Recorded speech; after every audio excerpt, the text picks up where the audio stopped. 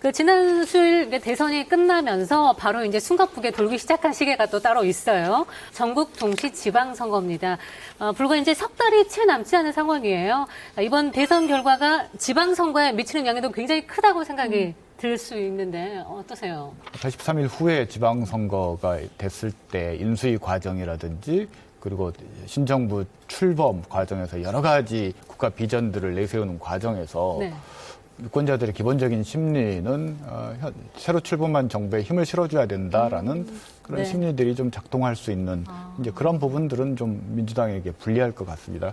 근데 호남은 뭐 이 모든 것으로부터 예외의 지대입니다. 이번 대선에 더더군다나 민주당이 졌기 때문에 다시 위기 의식이 고취되면서 민주당 중심으로 다시 결집하고 살려야 된다. 네. 뭐 이런 것이 있을 것 같은데요. 다만 민주당 지도부 리더십이 변경될 가능성이 높기 때문에 그 리더십 새로운 리더십에 따라서 후보 간의 유불리 희비는 좀 갈릴 것 같습니다. 송영길 체제가 비대위 체제로 전환이 되면서 소위 말하는 친문이냐 아니면은 뭐 이재명 개냐 아니면 뭐 정세균 개냐 이 중에서 이제 한쪽이 당권을 잡으려는 이 내부 파열음이 있을 건데 이 파열음이 어떻게 번지냐에 따라서 지방선거까지 영향을 미친다. 흔히 말해서 분당 이야기도 나왔었거든요. 당이 그래요? 깨질 수도 있다는 이야기가 나왔던 게 뭐였냐면 선거가 지고 나면 서로의 책임 때문에 당이 깨질 수도 있다. 그랬을 때 지방선거도 혼돈에 빠질 수 없겠다 이런 이야기가 나왔었는데 그래서 일단 기본적으로 지방선거가 과거처럼 대선에서 승리한 쪽이 지방선거를 접수하는 것은 것 같은데 더불어민주당 같은 경우는 오늘 이후에 비대위라든가 이후에 지도부가 어떻게 구성이 되고 당이 가냐에 따라서 지방선거도 좀 바뀔 거다 이렇게 보입니다. 제가 보기에 가장 유력한 것은 갈등을 그냥 봉합하고 좀 미뤄둔 가능성이 높다. 왜냐하면 어차피 지방선거에 대한 책임 소재가 있기 때문에 비대위 구성에서 개파 간의 힘겨루기가 본격화될 일은 없다라는 거죠. 그러기에는 지방선거 결과에 대한 또 책임을 져야 되기 때문에 리스크가 크고 지방선거 이후 전당대회에서 아마 뭐 일합을 겨룰 것 같고 아마 뭐 원내대표를 통해서 좀 갈등을 좀 봉합한 상태에서 갈 가능성이 높은데 모르겠습니다. 정치는 생물이기 때문에 그러니까요. 뭐 어떻게 바뀔지는 모르겠습니다. 네. 더불어민주당에 그러면 공천 시기는 언제쯤으로 예상하고 계세요? 보통 이제 4년 전의 네. 기준으로 보면은 4월 중순 정도가 맞는데 그래요? 이번에는 이제 대선이 꼈던 특수한 상황이기 때문에 대선 이후에 로드맵이 나온다고 좀 이야기를 했거든요. 네. 그래서 경선 방식이라든가 로드맵이 아마 이제 선거가 끝났으니까 새로 나오지 않을까 싶습니다. 네. 호남에서 공천 룰, 지방선거 공천 룰 후보들의 어떻게 될까요? 일단 뭐 경로 의존성을 따를 수밖에 없는데요.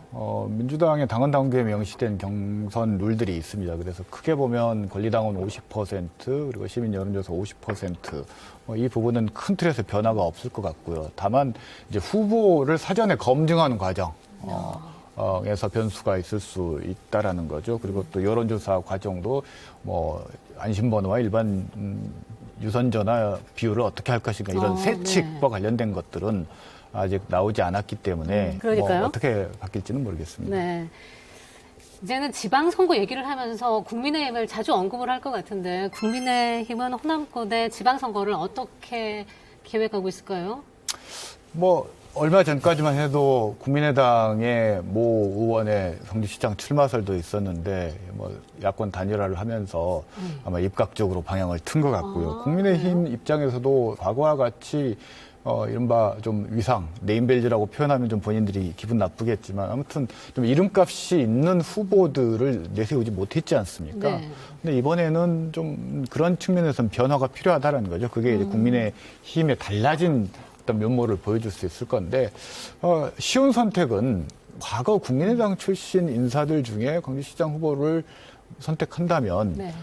그런 측면에서 고민은 아주 손쉽게 해결될 수 있을 것 같다라는 생각은 드는데 모르겠습니다. 이제 인수위 과정, 합당 과정에서 공동 지방정부 구성과 관련해서 공천 비율 문제 가지고 또 삿바싸움이 있을 건데 거기에서 뭐 극적인 타협이 이루어질 수도 있을 것 같은데 구체적인 뭐 이름까지는 저도 아직 잘 모르겠습니다. 정말 뭐 이번 그 대선은 또 여전히 지역주의, 지역구도의 부활이다 이렇게 이야기를 하고 있거든요. 네. 그래서 과거에 보면은 영남에서 호남 후보가 나오지 않고 호남에서 영남 후보를 공천하지 않았던 사례가 있었잖아요. 네, 그래서 그렇죠. 이번 같은 경우는 아무래도 강주만 놓고 본다면 강주시장 정도는 국민의힘에서 내놓지 않을까 이런 생각이 들고 당락에 관계없이 대선의 결과처럼 일정 정도 득표를 통해서 이후에 교도부 확보를 위한 사항으로서 후보를 내놓지 않을까 이런 생각이 좀 듭니다. 네네. 그러니까 이번 지방선거 때 호남은 한 10여 곳에서 이게 좀 이렇게 수장이 바뀌는 것 같은데 그 가운데 가장 관심 있는 곳은 어디라고 보세요? 아무래도 광주시장 선거가 가장 초관심일 거라고 생각이 들고요. 네, 방금 그렇죠. 이제 오승영 소장님께서 얘기했던 것처럼 예. 이제 국민의힘의 후보가 누가 될지에 네. 따라서 또 판도가 요동칠 수 있을 것 같기는 한데 현재 시장인 이용섭 시장과 강기정 전 청와대 정무수석 이제 이강 구도인 것 같습니다. 네, 여론조사도 보면은 이제 엎치락뒤치락 하면서 여기도 이제 박빙승부로 안개 속에 지금 들어있는데 특히 이번 지방선거에서 민주당 독점 구조를 바꿔낼 수 있을까라고 하는 것은 굉장히 중요한 이슈가 될 것 같습니다. 네네. 그래서 이제 단체장 선거 외에도 네. 저희 이제 광주 시민연대도 그런 그 방향성을 가지고 저희가 이제 집중을 할 예정이거든요. 그래서 아마 이제 민주당 경선 구조의 경선 시기에 가장 많이 이제 저희가 이제 주요하게 활동을 할 수 있고 대응할 것 같습니다. 그러면은 어떤 후보가 경선에 더 유리할까요? 사실 광역단체장 시장의 경우는 네. 중앙에서 결정을 많이 하잖아요. 그러니까 중앙당에서. 근데 중앙당이 이제 비대위 체제로 넘어가 버리고 어떻게 보면 전쟁에서 패해가지고 지금 난리인데 이 여기에 대한 예측이 좀 달라질 것 같고요. 두 번째는 지역의 8분의 국회의원들 중에서 강주시장을 노리는 분들이 이분들 외에 또 있을 수도 있다. 왜냐하면 현직 시장이나 강기정 좀 수석이라든가 두 분이 지금 양강구도를 형성하고 있는데 이분들이 만약에 이번 선거에서 성공했다면 네. 이대로 갈 가능성도 있었을 거예요. 근데 실패했기 네. 때문에 좀 구도가 바뀔 수도 있다. 그랬을 경우에 새로운 그 현역 국회의원들 중에서 나올 사람도 있고 그러면서 판도가 좀 예측하기 힘든데요. 어쨌든 네. 간에 강주시장은 중앙당과 지역 국회의원들이 있기 위해서 네. 공천이 결정이 되기 때문에 네. 상황이 예전과 좀 다를 겁니다. 그래요. 어찌됐든 간에 이 예측 결과는 한 달 후면 확인이 가능할 겁니다. 그러니까 지방선거는 주민을 이게 대변할, 그러니까 대리인들, 그야말로 생활 밀착형 정치인들을 뽑는 선거입니다. 그런 평가할 장치들 또 시간이 너무 없는 건 아닌지 걱정입니다. 6일 지방선거에 바라는 점 지역민들의 목소리를 직접 들어봤습니다.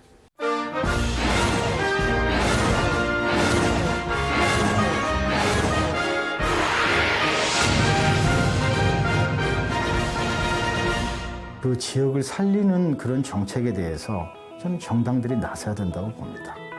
후보들에게 정책을 맡길 게 아니고 정당 스스로가 지역의 정책들을 만들어내고 이것을 공통의 후보의 공약으로 제기하는 이런 노력들이 좀 더 필요하다고 보여지고요. 이번 대선 과정에서 나타났던 여러 지역 공약들이 있습니다. 이건 여야를 막론하고 쓸만한 공약은 써야 된다고 봅니다.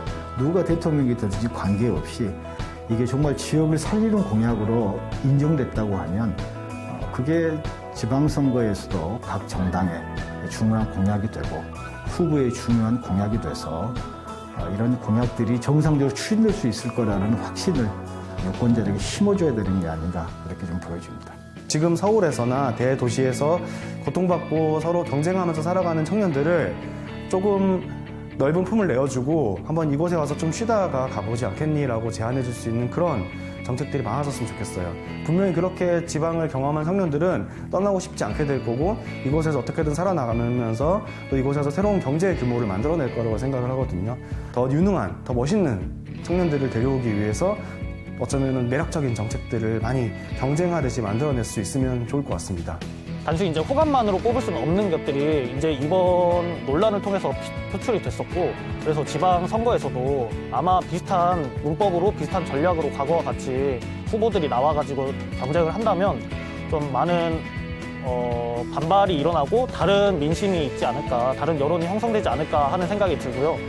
그래서 이번 지방선거에서는 좀 광주에서 직접적인 현안들이 많이 있고 광주 시민들도 충분히 알고 있는 것들이 있으니까 그런 거 있어서 조금 더 구체화된 정책들이 나와가지고 그런 정책으로 결정할 수 있는 지방선거가 됐으면 하는 개인적인 바람이 있습니다. 일단은 저희가 매출은 줄어들고 이제 임대료는 그대로다 보니까 일단 첫 번째로 임대료를 좀 지원해주는 그런 게 필요하고요.